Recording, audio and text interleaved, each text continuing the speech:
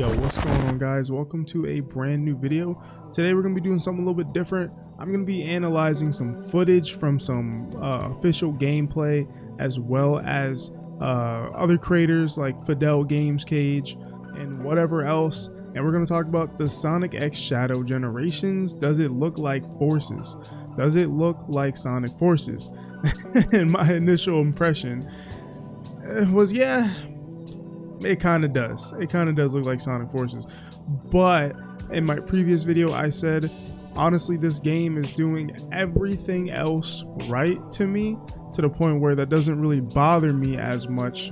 And I think the game can still just be a fun little side experience packed in with Generations. But maybe looking a little bit deeper, maybe it's not as much as Forces as we thought. So I'm going to analyze some gameplay from official sources as well as Fadels Game Cage, and we're going to compare the two and let's see if this game really is like Sonic Forces.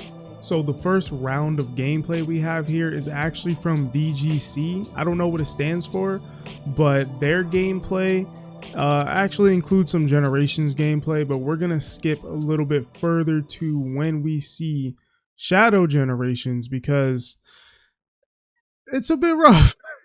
I'm not gonna lie, they just to give a heads up, they're not boosting often. They don't boost much at all, and they're just kind of slow, and they're not really even taking faster pathways, and they make the game honestly look like Forces, maybe even a little worse since they're not even boosting. So let's take a look. So this is how the level starts here. We actually see, you know, it starts on a rail, which is pretty cool. No. And as you can see, they're not boosting here at all. They're just kind of taking their good old time, just going through the level and whatnot.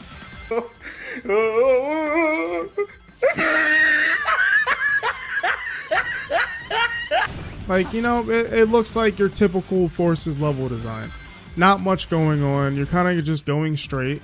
Especially this part here. This part is the most agonizing part of this gameplay because you're just going through a tube. Nothing cool happening, no obstacles, no enemies, no spikes. Just you know, going forward through a tube, still going forward. This kind of reminds me of Sonic Colors design, this area.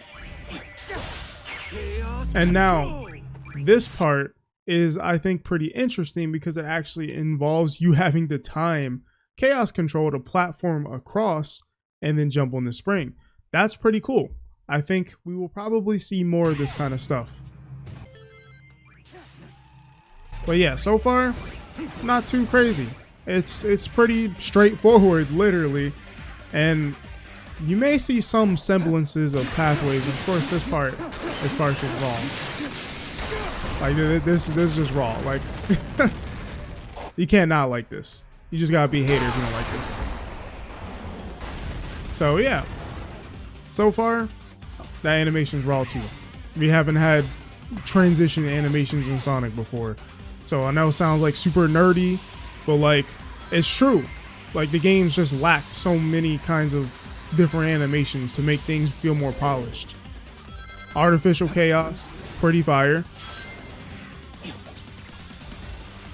This area here, again, the person playing is not boosting, but if you boost, you can get up there. And there's a faster pathway, I believe, up there. But we will talk about that once I show you Fadels gameplay, which, by the way, won't have any game sound and is not as quality. But the gameplay is more quality, I'll tell you that. That part's interesting because you have to wait for the laser.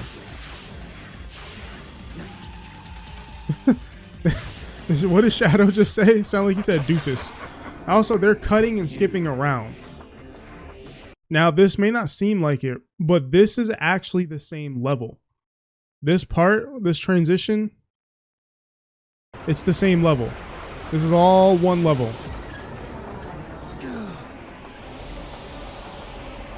So he's falling. Yep, we've seen that. And then he falls and lands. And now we have the Radical Highway-ish level. And we got Black Doom talking to us. Or Shadow, I should say. Well, that's the player too. And this part looks very linear as well. But you might see some pathways there. And then it skips ahead too much. It basically skips ahead. And then we have a sliding section here.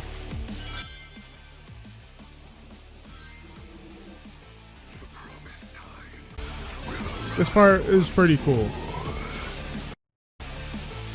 But I genuinely think the worst thing about this gameplay here is that the person doesn't boost, and we're going to stop there because that's the boss. The person doesn't boost and they don't actually show you any skill expression in the slightest. And I'm not knocking the person, whoever is playing this, whether it's a Sega employee or VGC themselves, but you don't actually really get to see how cool the game is. It kind of just looks like they're just running forward, and it's not helped by them not boosting. So now let's look at FadelsGamesCage, who is a known content creator for not just Sonic, but all kinds of things. And he actually went to Summer Game Fest and got to try the game for himself.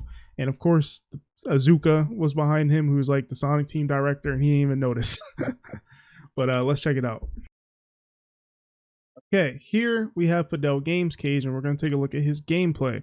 Again, there's no audio, so I'll probably put some music in the background. I mean, there's audio, but no game audio. So as we see here, Fadel fails, but he tried to show off some skill here. The level starts on the rail, and he wanted to see, dang, I want to just jump off the rail and just maybe make it quicker. And probably he could make that. I think he just didn't time it well. And R2 is the boost button, and here we can see the UI, and I think the UI looks pretty good. You got, well, you guys can't see the boost button, so there, or the boost meter. There's the boost meter. It's a pretty cool looking boost meter. So as we can see here, there are already pathways that you can take. So if Fadel decides to run up this wall, there is wall running, and there's another wall to the right of Fadel as he's playing. So there's more pathways instead of just going in a straight line. But it looks like it takes you to the rail. So that might be the slower pathway actually. And here Fadel jumps, he opts to jump. So here you could just let go, but he decided to jump. So now there's a green coin up here, and then now he skipped that under area, and there's another wall to run on, which could lead to a different pathway. So there are different pathways. You just have to figure out what's going to be the best way to take. I think the best thing about this is, okay, here. Earlier we saw the tube. The player earlier opted to go through the tube, and they didn't even boost through it. It's way slower that way. But Fadel's like, nah, I'm gonna jump. And there is a rail on top of this tube, so you can skip the slower tube. And then there's another rail, so you know, if you want some rings or something. Okay, I don't know why he did that, but yeah, so this game is more about pathing and not, you know, Sonic Unleashed, you know, quick step, you know, move away from the bomb, dodge, or slide. Those games are more about reactions, which I think makes them harder games. And Forces also had a tiny bit of pathing, but Cyberspace had some pathing, especially in Update 3. And I think that's where this is going. This game is going to be more about picking the faster options or pathways rather than being constantly on your toes, dodging something or trying not to fall into a pit. And honestly, that's not a bad thing in my opinion. I didn't get into Sonic because of Unleashed. I played SA2 and SA1. Those games are more about pathing than they are challenge. And I think that's the kind of mentality this level has going for it, even though this is actually the first level. There's no like, you know, Sonic Forces Sunset Heights misconception. This is actually the first level in the game.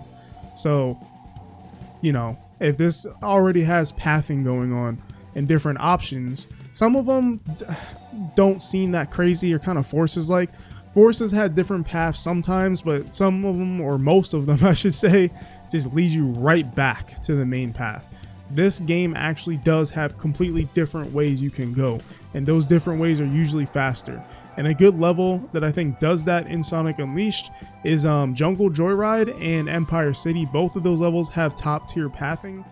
Otherwise, I wouldn't say those games focus on pathing as heavily. They're definitely way more challenge based.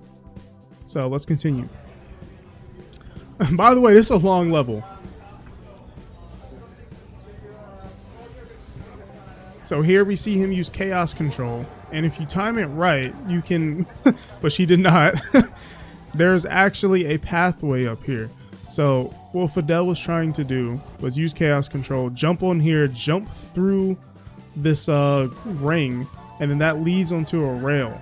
And then that actually takes you higher up. But instead, this is the slower way, because you have to take more time to get to the end of that little area. And same thing here, you have to do this. And I wonder what happens if you don't make that jump and you fall down there. So there's some stuff going on in this game. But just at first glance, I was like, this was like Forces. But it's a little more nuanced than Forces. If Forces is a C, then this game is like a C plus or like a B minus with the options we have going on. And here you have to use chaos control. Boost looks cool, by the way. That's also okay. Look at Fadel's reaction. He was like, yo.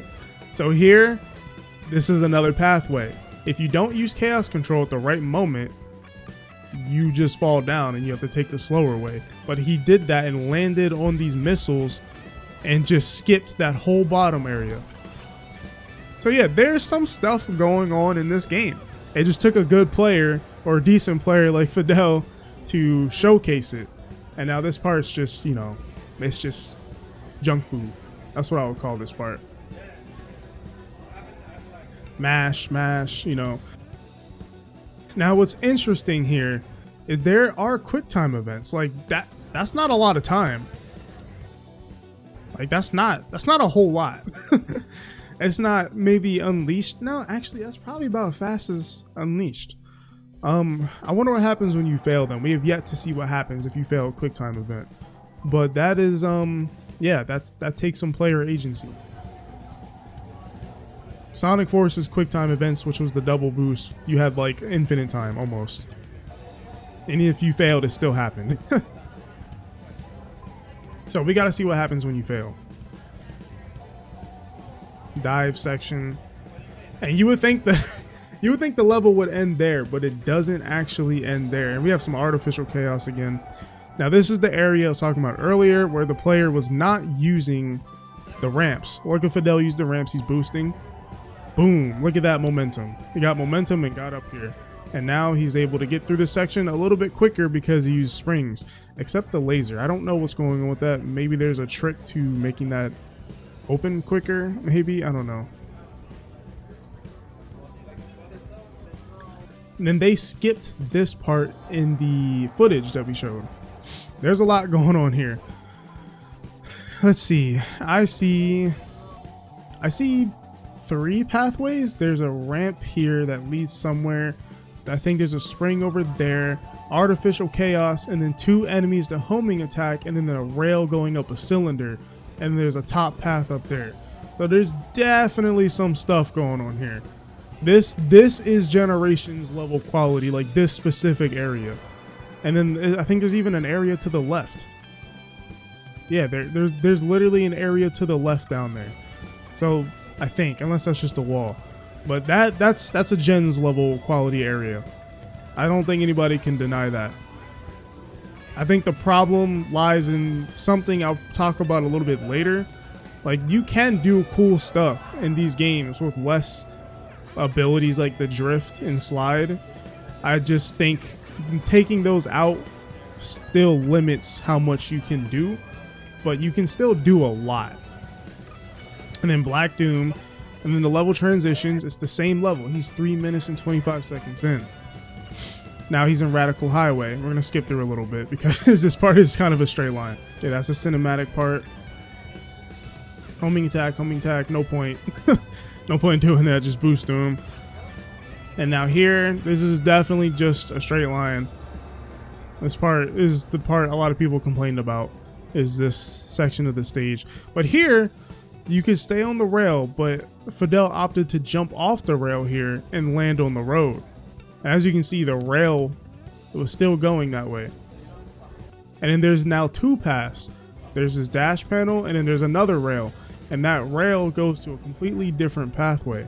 As you can see, it's still going and has not even reached that. So it might have been quicker to stay on the rail rather than jump on the road. That's the thing with pathing. Just because you have to go out of your way to do something doesn't always mean it's the fastest pathway, and that's even true in Unleashed and Gens. Sometimes the slower pathway, you have to go out of your way for it. Especially like Empire City, I feel like, because there's all those different rails you can take in Empire City, but not, you know, the correct one isn't the one you probably think.